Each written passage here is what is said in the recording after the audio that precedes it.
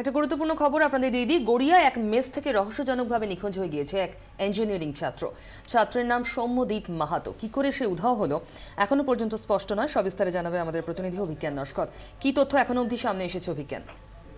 যেটা জানা গিয়েছে, মূলত সৌম্যদীপ মাহাতো অত্যন্ত মেধাবী ছাত্র এবং সে আরো 7জন সঙ্গীর সঙ্গে মূলত গড়িয়ার ওখানে শ্রীনগর, সেখানে শিবনাথ দাসের বাড়িতেই সে মাস আগে থেকেই সেখানে ভাড়া থাকতে শুরু করে। গতকাল রাত্রে যখন 7জন মেস থেকে বেরিয়ে তারা খেতে চলে যায়, তখন সৌম্যদীপ তাদেরকে জানায় যে সে পরে খেতে যাবে এবং তারপর তার বন্ধুরা যখন খেয়ে তারা মেসে ফিরে আসে তখন দেখে যে সেখানে সৌম্যদীপ নেই এবং রাত যখন হয়ে যায় তখন তার ফোনের চেষ্টা করা হয়। দেখা যায় যে ফোনটি তার মেসের মধ্যেই রয়েছে এবং মানি ব্যাগটাও কিন্তু মেসেতেই রয়েছে। সারা রাত ধরে তাকে কিন্তু কোনো খোঁজ পাওয়া যায়নি। কোনো অসংলগ্নতা, অন্য কিছু, ডিপ্রেশন লক্ষ্য করেছিল বন্ধুরা? তারা যেটা বলছে, অত্যন্ত মেধাবী ছাত্র ছিল এবং সবসময় নিজের কেরিয়ার নিয়ে কিন্তু মনোযোগ দিত এবং ও প্লেসমেন্টের জন্য চেষ্টা করছিল, কিন্তু ঘুণাক্ষরে কিন্তু কেউ টের পায়নি যে এইরকম ভাবে হঠাৎ উধাও হয়ে যাবে। ফলে এর পেছনে অন্য কোনো কারণ কিনা, ফলে সেটা নিয়ে কিন্তু রীতিমতো উদ্বিগ্ন তার পরিবার।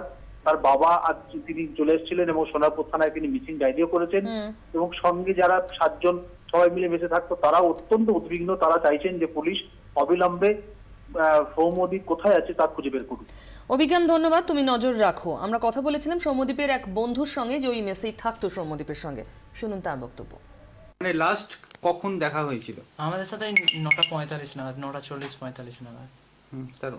তারপর তখন আমরা কাল মাসি আসেনি আমাদের, তো ওকে বললাম, ঠিক করলাম যে বাইরে খেতে যাবো, দিয়ে ওকে ডাকলাম, ও রেডি হলো, বাট আমাকে বলছে তুমি যাও আমি আসছি। এই কথা বলার পরে তারপরে আমি চলে গেলাম। তারপরে একটু পরে আমরা খেলছিলাম, খাওয়া দাওয়া করার পরে এসে ক্যারাম খেলছিলাম। তারপরে ও বেরিয়ে গেছে, আমরা জানি না। তারপরে আমরা জিজ্ঞাসা 12টা বেজে গেছে, তখন ভাবলাম যে ফোন করে দেখি এখন ওখানে বাড়ি ফিরেনি। তারপরে ফোন করলাম, দেখছি ফোনটাই কুন্তলে বেডের তলায় রেখে গেছে। তারপর আমরা আমাদের সব বন্ধু বান্ধবের কাছে খোঁজ নিলাম, কোথাও পাইনি। তারপরে বাড়িতে জানিয়েছি।